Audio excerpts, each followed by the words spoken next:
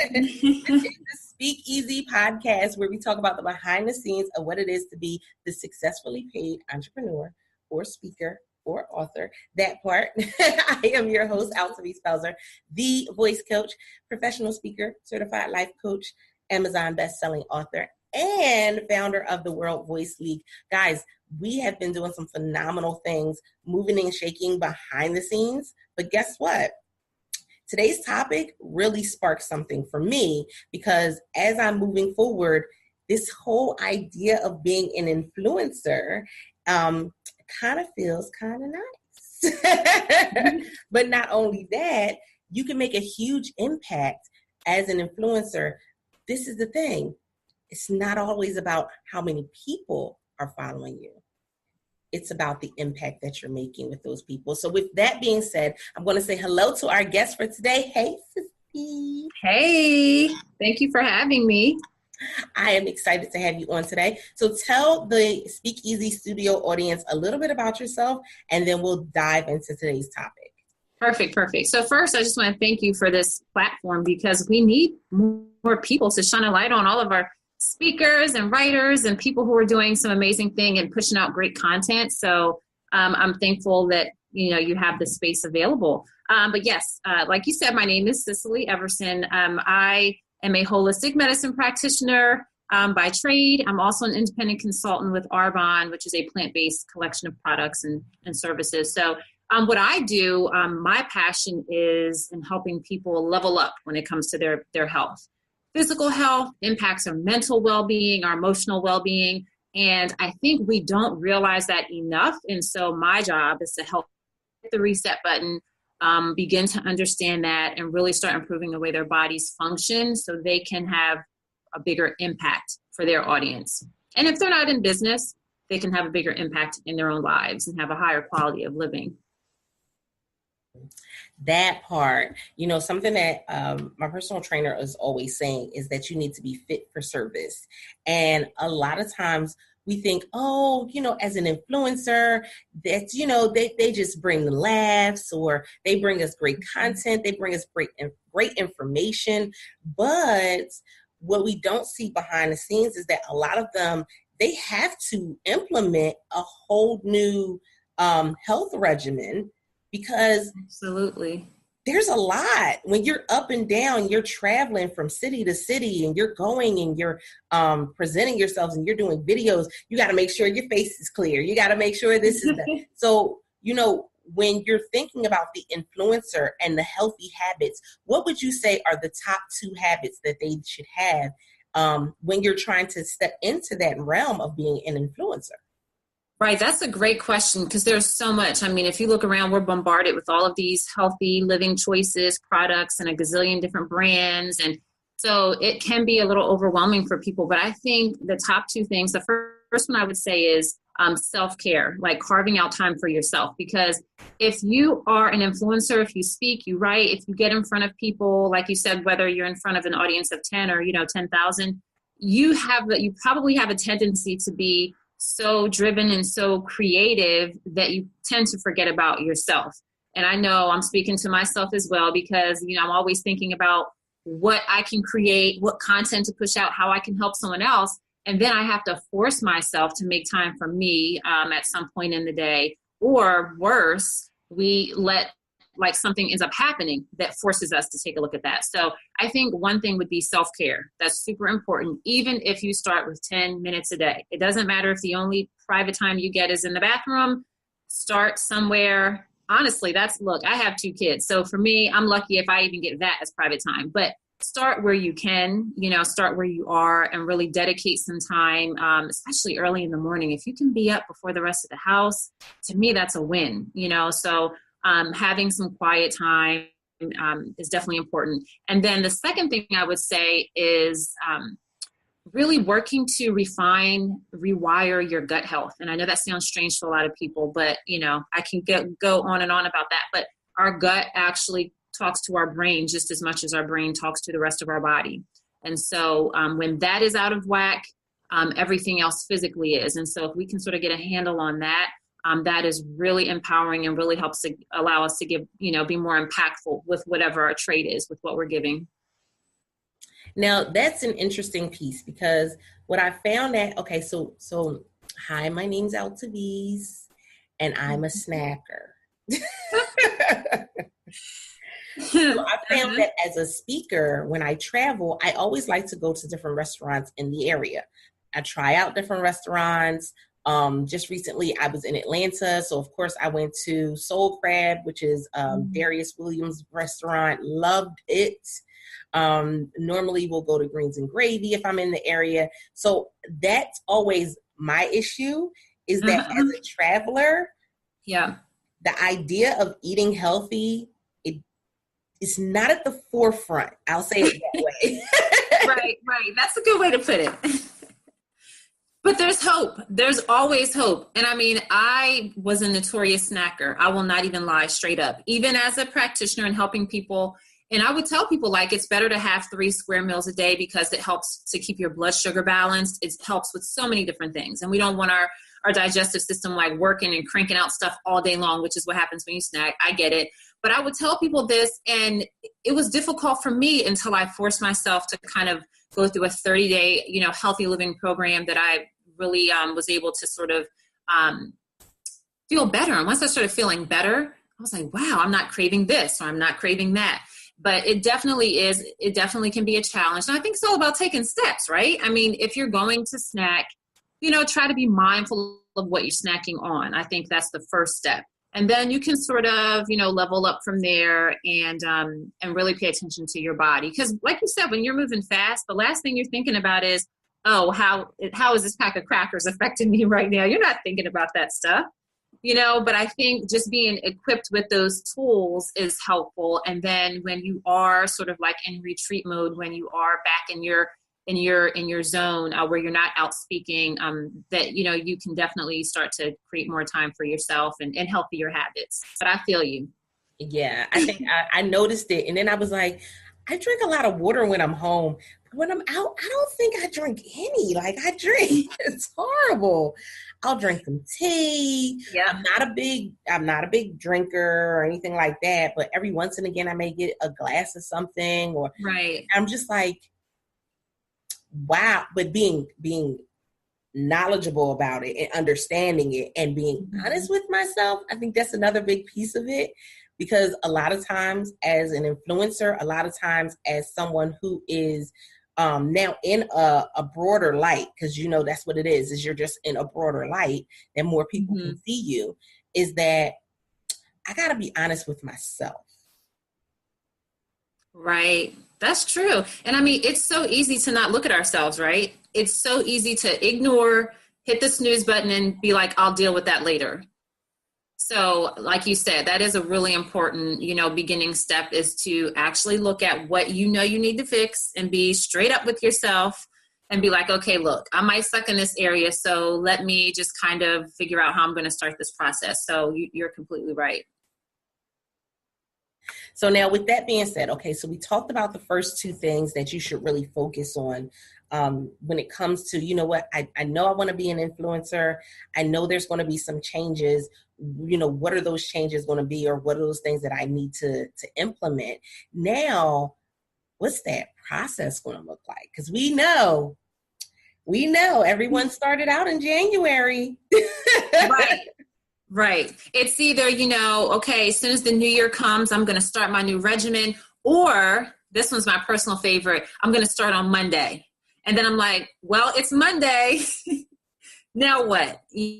So I definitely think that, one place that people can start with is really just learning more about the nutrition. And it's always helpful to get help from people. Like if you go to someone who, is sort of a pro or more knowledgeable about it than you are, and let them help you. Like you don't have to spend time reading a gazillion books to figure things out or watching YouTube videos. And while those things are fun and can sometimes be really useful, when you really want to get to the bottom of something, you want that peace of mind. You want to be able to go to someone who can help you achieve it and really 10x your results. And so for me, every month I take my clients through, I do a 30-day healthy living program. And the reason why it's 30 days is because we need that, right? As humans, we need somebody to keep telling us over and over, you need to do this for 30 days so we can sort of break some of those cycles that are going to allow us to create new habits and sort of, get rid of the old ones. And that's really key. And a lot of people say, oh my gosh, well, I can't go without my coffee.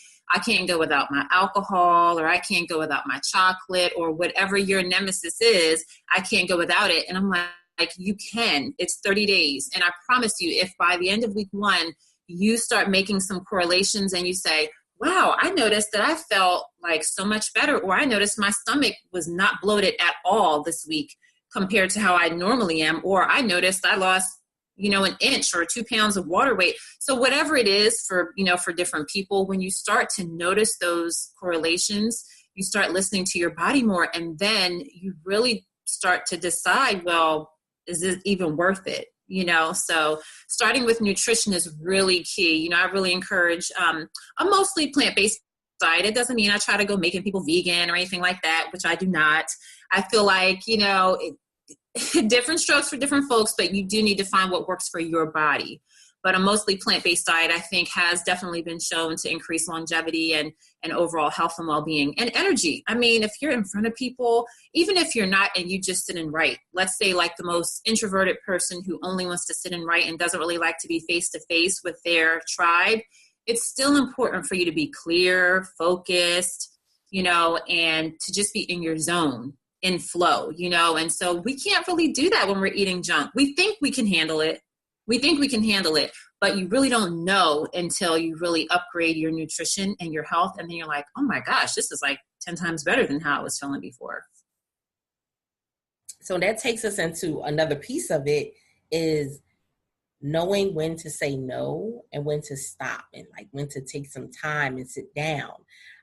We've seen recently that there are a lot of people who are really putting out a whole bunch of, they're putting out great content, they're doing great work, they're doing all this travel. And then we hear about them, being in the hospital for dehydration. Yeah. And it's interesting because before you get into this realm, you're like, who the heck gets sent to the hospital for dehydration? Drink some water. What is wrong with you? But when you're in it, and you're in the midst of it, let's be honest, I'm up at 4:00. Now, I drink a lot of water, thankfully, but I'm up at 4 a.m. I'm already praying over the kids. I'm already getting myself together. I'm already doing work and getting things together. Then I'm live on my broadcast, live on a morning show. Then after that, I'm doing work. I'm doing calls. I'm figuring out how I'm going to eat breakfast, and then switching it up and figuring out how to eat lunch. And, in the midst of all of this ripping and running, even though I'm home, there's still a lot. So we get to that point of it's either you either pay attention or like that, you're at exhaustion. You're absolutely right. I mean, it sounds silly to people when they hear having to go to the hospital for being dehydrated, but those little things that are easy to do, like it's easy to drink water. We know that. It's also easy not to do, because when you get busy and you get in your zone, you get so caught up, you may not even realize that you haven't eaten in like 6 hours, so it definitely is something that you have to be like cognitively aware of. And it has to be, I always encourage people to like write things down. You're going to be so much more apt to reaching your goals if you write them down, schedule them, put them in your planner, whatever you're using, daily, your planner, your scheduler, your phone. Put it in there. Whatever you're going to be looking at on the regular, put it in there. That way it's constantly in your face. And then if it's in your face and you know it and you're not doing it, then that's kind of on us, right? But if it's in your face, then at least it's there as a reminder to drink water, or I need to eat, every 4 to 6 hours, or whatever the case is for each person. Because when you're traveling and even being at home, like you said, sometimes I have to force myself to get up and like go to the bathroom because I'll be so engrossed in what I'm doing. And I know tons of other people can relate to that, so you just you got to keep it front and center. That makes so much sense. Yes, definitely keeping it front and center. And woo, you said it, writing it down. I've become a index card lover because I can write down what I need to do for the day, check off things, transfer anything that didn't get done into the next day, and go ahead and rip that thing up and put it in the trash. Because I have notebooks galore. Me too. And I didn't want to add any new ones, but I never even thought about adding those things to my to-do list. Mm-hmm. And they really are. I mean, usually in our planners or on our to-do list, we're writing down like income producing activities or things that we know we have to do, right? But taking care of our health is an income producing activity, because if you're feeling good, you're looking good. And I mean, I don't know about you, but if you think about it, when you're not feeling well, when you're under the weather, like nothing else matters. Like it doesn't matter how much money you have. It doesn't matter how nice your house is or your car. It doesn't matter what great party you're going to go to that weekend. When you feel sick, when you are under the weather, or when you know you have something even more serious going on, nothing else matters. So taking care of our health is really important because we get to enjoy those things. It doesn't have to be anything crazy, but just the little things in life, feeling good and doing it is so important. And then it's, we get what we attract, what we put out. So your tribe, your clients, they get to see you feeling good and looking good. And it's just something that you don't even have to say nor speak. It's just so visible, when you're taking care of yourself. Oh my goodness, that is so on time. As I'm moving forward into doing things a little bit better. And it's interesting because, again, the more you're out there, the more you're listen, I went from never traveling at all to traveling just about once a month, twice a month to do events in different states. I went from being at a job to now I'm traveling from this city to that city. You go through a lot. You're sleeping in different beds. You're sleeping. And listen, let's be honest. No shade to the hotel industry, but we do know that there is a lot that goes on in the hotel industry. You're absolutely right. No shade to the industry. I mean, let's be honest. We know that right now there's a mumps outbreak in Philadelphia at the colleges. If you're somebody who's a speaker and you go to the college, now granted, that's only transferred through saliva, so we're not going to, we won't go into the whole detail of what y'all was doing at the college. But if you're a speaker at the college, you have to protect yourself before you get there. Absolutely. Either that or you're going to be showing up to every event in a bubble. Yep. And I think you're right. What you said is key, and that's before. We have to, it's so much easier to prepare than it is to repair. And that's why I tell people, like, we all have something that we're dealing with, right? It doesn't matter if it's an ache or a pain, or if it's maybe a food sensitivity, or, maybe you have to eat it off of a certain menu when you travel and go places. And that used to be me when I had some crazy stuff going on with my gut.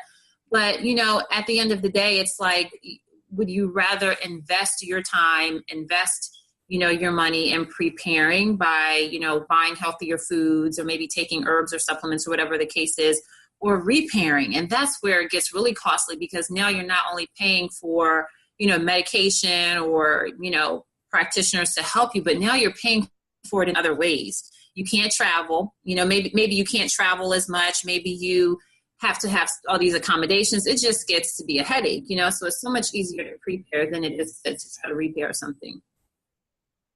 Now, I ask everyone that comes onto the show this question.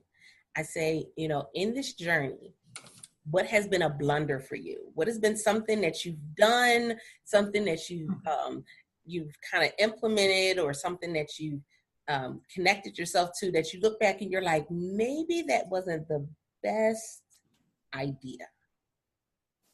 Wow, that's a really deep question. The first thing that came to my mind is relationships. And the reason why I say that is because, like with what I do, I talk a lot about detox and help people with that sort of thing. But we forget that it's okay to detox yourself of some people too. It doesn't mean, because listen, let's be real. Like, there are a lot of people who are struggling in relationships, and I don't mean necessarily romantic ones. Of course, it could be people in your own home, but we don't get to choose our family. We don't get to choose the people that we work with all the time, or the clients that we have all the time. And so sometimes we have to, I'll speak for me personally. I feel I just got to a place where I said, you know what? Like, why am I stressing over something that I can control? Like, no, I'm over here doing this liver cleanse. I need to be cleansing myself of this negative energy. So I think really protecting your energetic space is key, because if you've ever been around anyone who's an energy vampire, so to speak, or just somebody who's not filling your cup with positivity, that really rips through your creativity and what you're able to put out for people. So for me, my biggest challenges, I would say, have been not protecting myself as well as I could have, because I feel like it's easy to say, man, that person is really negative, or that person, I feel like they're putting their negative energy on me or their vibe. But it's really up to us. Like, they don't just automatically like change our energy. We have to let that person first. So I think for me, the biggest challenge was not really protecting my energy. And now, if it's not along the same vibration of what I'm doing or what I'm working towards, I don't have time for it. I can't, because I feel like that delays my gift and my skills. That delays me in getting it to my tribe, or, to who I'm trying to reach. And it's not fair to them. So we're so hard on ourselves. So if we flip it and just look at it through a different lens and say, is it fair to the people I'm serving?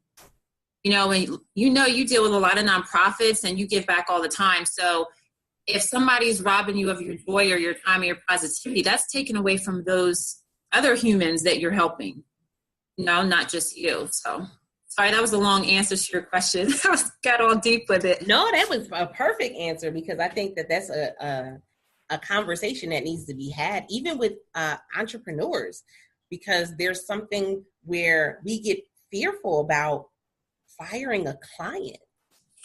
It's that poverty mindset. If I fire this client or tell this client I can't work with them because of that energy, because of what's going on, because they're not respecting boundaries, then I won't get another client. Yep. And think about it. It's like and I've been in that exact situation where I had to kind of let someone go. If we don't address that, then what type of client in the future are we attracting? And when I think of it like that, I'm like, wait, I do not want 10 more of this person. So it's much easier to deal with one than it is to spend months or years still attracting more of what you don't want, because we were scared. And that fear is so real that you talk about, which we know doesn't exist. It does not exist. But the fear that we project on ourselves, Wow. Listen, yeah, I definitely can attest to that one myself and say, I looked at some of the clients and was like, yeah, no, I don't want like 5 more of you. I can't deal with you. I don't want a double. I don't want a triple. Just right. Go. Right. It's going to let that go. And I think as an influencer, we think, but if I say no, then the next opportunity won't come. No, opportunities will still open up. And the more that you stick to your boundaries, the better the opportunities will be. Oh, that's deep. Yeah. That's so true. Because now you're not just taking anything. Now I'm going to be deliberate. It's like, are you going for the crumbs of the cake, or are you going for the slice? Come through, cake. Yes. Oh my goodness, I definitely agree with you there. It's been an experience. And again, as you're on the journey of becoming an influencer, documenting those things, looking at what it is that is going well for you, what's not going well for you. Look at the conversations that you're having. Look at the conversations that you're having with yourself. I think that's another healthy habit, because we talked about, it's an internal as much as it is an external. There's an internal piece to it that's really important. And what's the conversation you're having with yourself?